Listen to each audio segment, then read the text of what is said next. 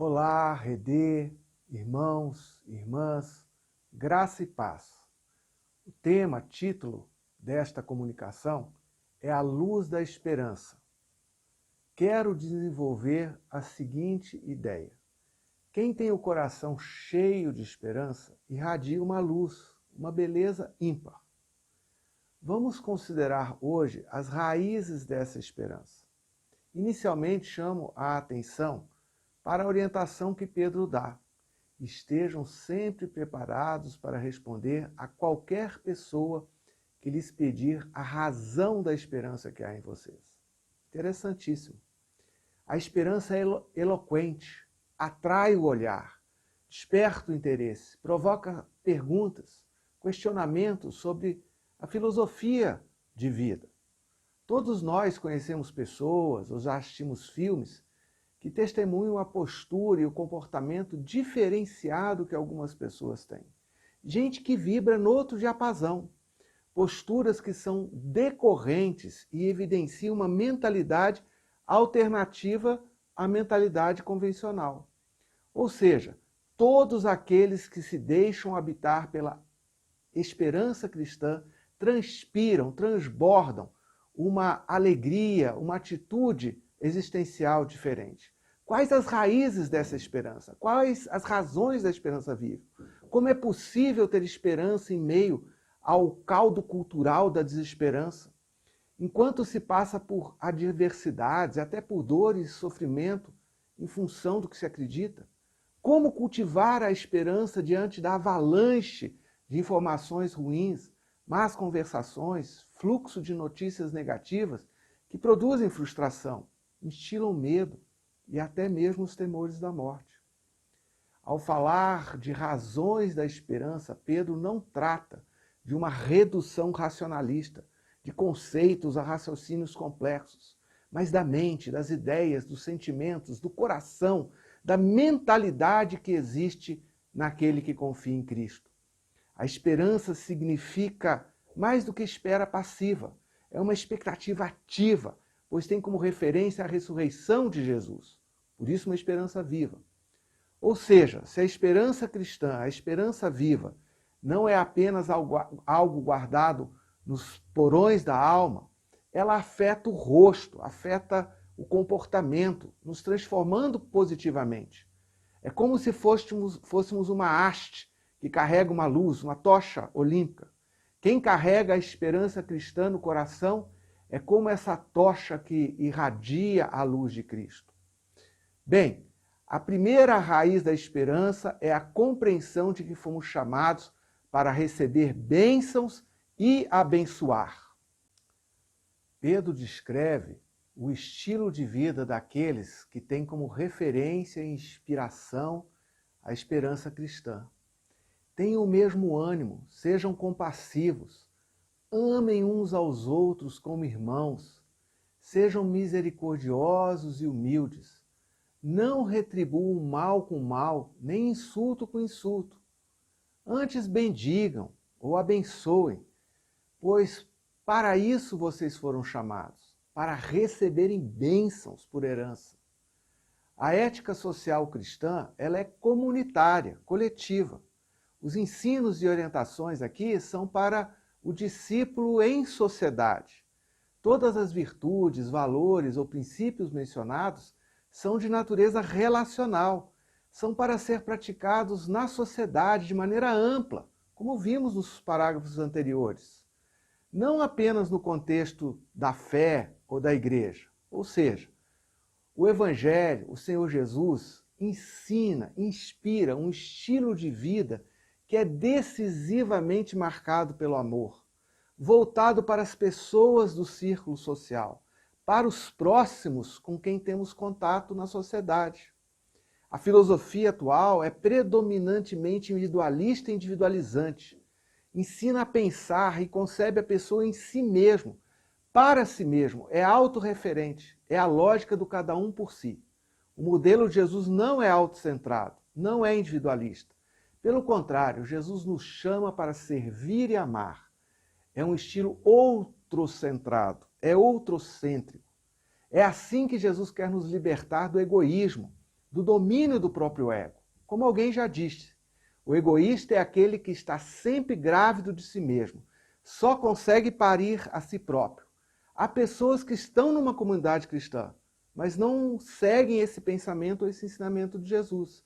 Seguem as filosofias que exaltam ao ego, a satisfação própria. Ser pessoa humana, ser gente, é ser junto com os outros, é ser em comunidade. O que nos torna humanos é que cuidamos uns dos outros.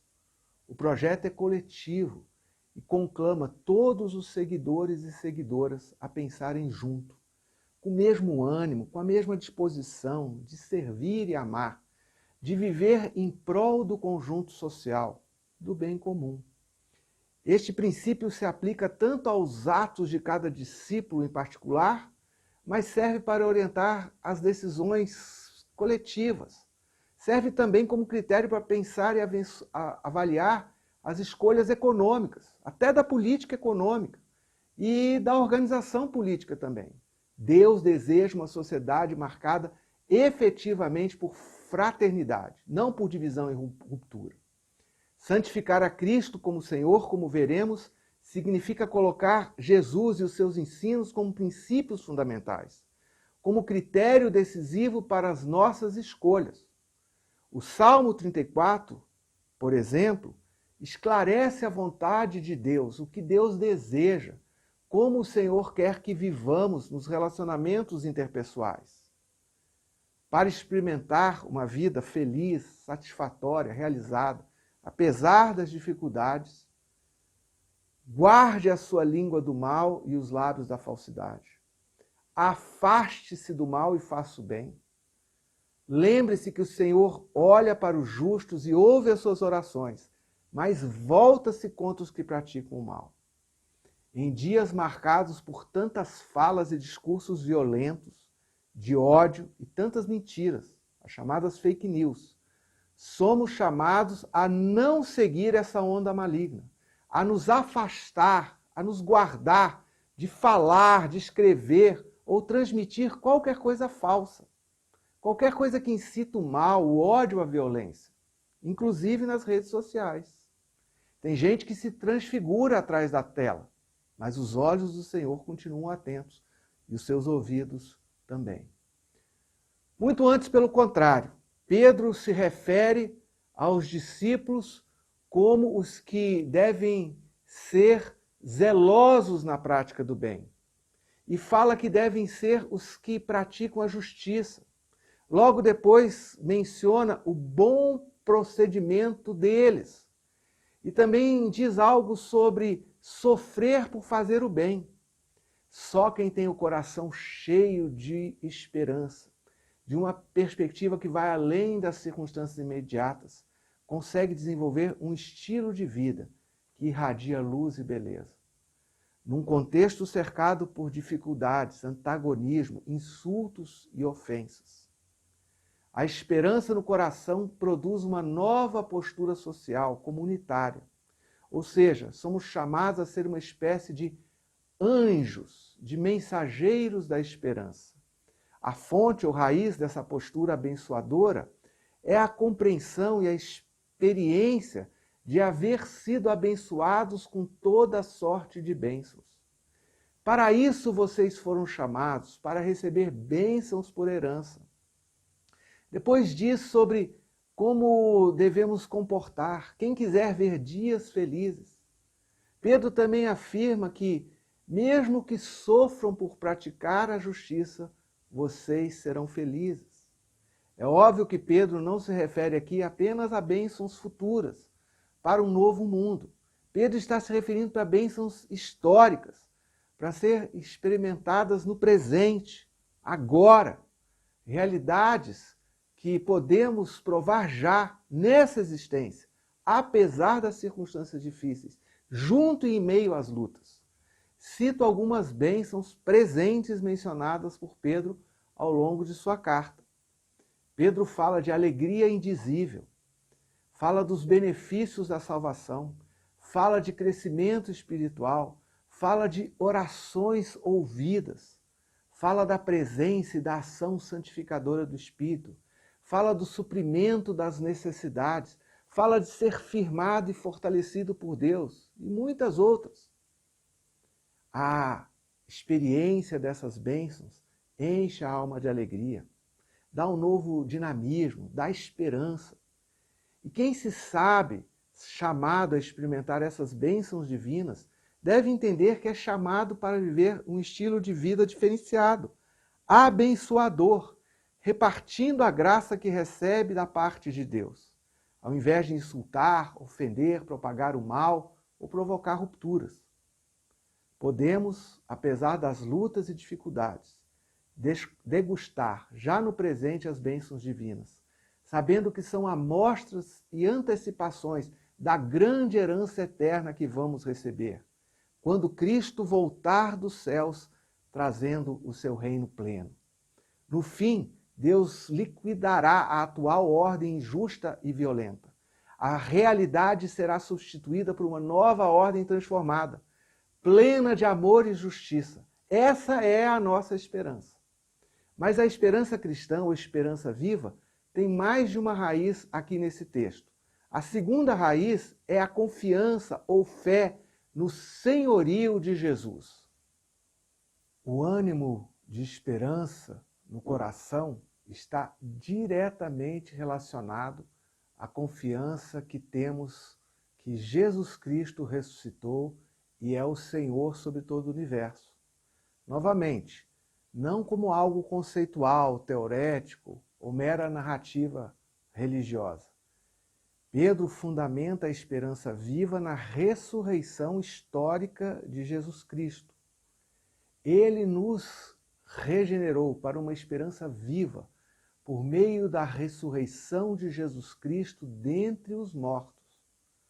A ressurreição histórica e fatual de Jesus não é apenas a base para recebermos uma nova vida, cheia de esperança e novas perspectivas existenciais, mas é também o fundamento para o senhorio de Cristo sobre todo o universo, por meio da ressurreição de Jesus Cristo, que subiu aos céus, está à destra de Deus, a ele estão sujeitos anjos, autoridades e poderes. Por isso somos chamados a santificar a Jesus como Senhor em nosso coração, que é a posição que ele deve ocupar na nossa mente, no nosso ser. Antes, santifiquem a Cristo como Senhor em seu coração. Aqui é preciso muito cuidado e atenção. Pedro está escrevendo a cristãos que poderiam estar perdendo de perspectiva o senhorio de Jesus nas suas vidas, trocando por outra referência, por qualquer outro princípio ou ideia, devido às dificuldades do contexto. A manutenção da esperança existencial tem relação com santificar a Cristo como o nosso Senhor pessoal. Santificar significa separar, tratar como prioridade, concentrar toda a atenção em Jesus, reverenciá-lo como Senhor. Lembre-se que Jesus veio pregando o reino de Deus, ou seja, a presença de um novo governo, diferente dos governos do mundo. Um governo de outra natureza, um reino redentor, o governo de Deus. É de Deus, também não é o nosso governo. Jesus é o Rei, Ele é o Senhor, aquele que tem o domínio final, a quem tudo está sujeito, tudo está debaixo do seu controle, numa ordem amorosa, debaixo da justiça divina. Por isso devemos santificar a Cristo como Senhor, que de fato Ele é, pela sua ressurreição, ascensão, entronização. Jesus tem o domínio sobre toda a autoridade, todo o poder, incluindo todo o mundo espiritual, todos os governos humanos. Toda a autoridade no céu e na terra foram dados a Jesus. E nós devemos dar a Ele toda a autoridade no nosso coração, na nossa vida, na nossa existência. Conforme a autoridade universal que Jesus Cristo tem.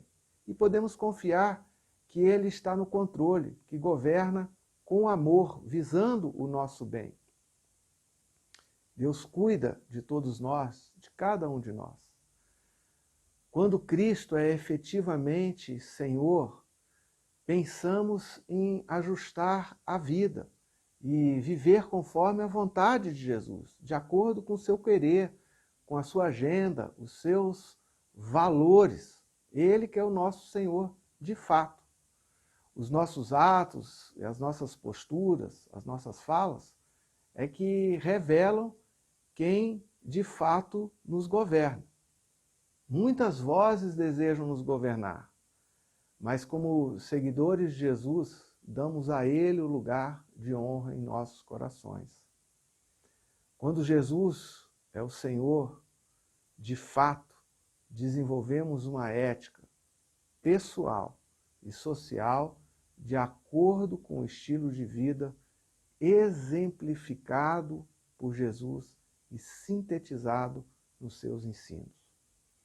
Por exemplo, quando se olha para a vida do ponto de vista do senhorio de Cristo, brotam ações de graça, ao invés de reclamação, murmuração. A ansiedade diminui. Reclamação e murmuração, aliás, como disse uma irmã querida, é o contrário de adoração. É a antítese de reconhecer o senhorio de Jesus. Veja bem, porque tem esperança e confiança em Cristo, temos um comportamento diferenciado. A presença de Cristo no coração é que resulta em um novo comportamento, e não o contrário. Não é a justiça própria ou a busca de um determinado comportamento de maneira exterior que coloca Cristo a esperança no nosso coração. Pedro cita como modelo, inspiração, referência e paradigma o próprio Cristo.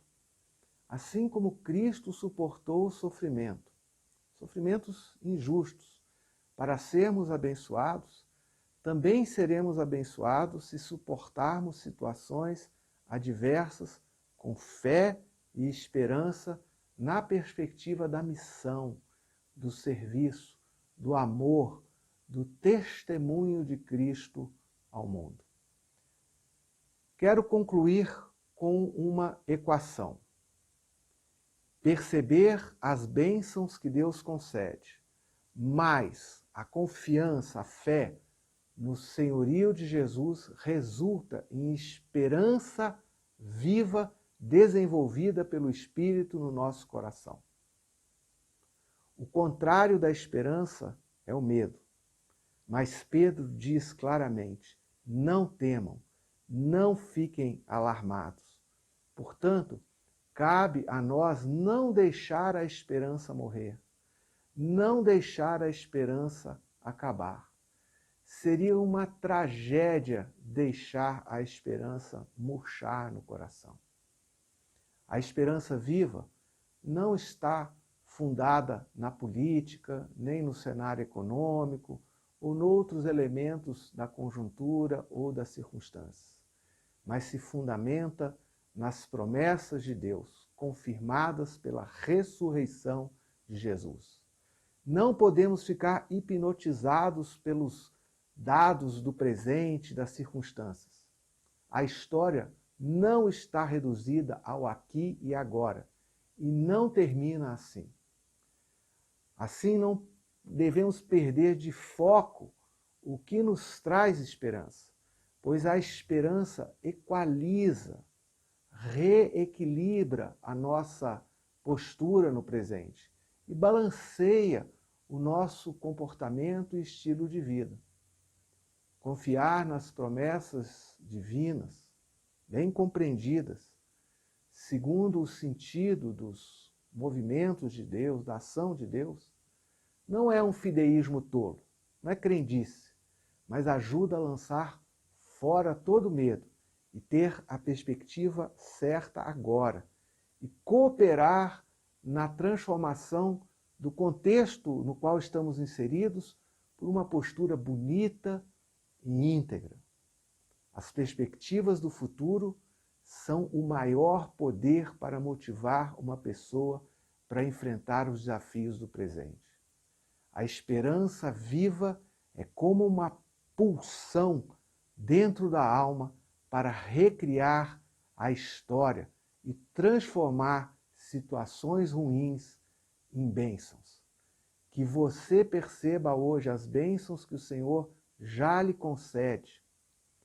Que esse novo olhar para a obra redentora de Deus, junto com toda a graça que Deus concede por meio de Jesus, traga uma nova esperança para o seu coração e te ajude a enfrentar a semana e os desafios que você tem pela frente.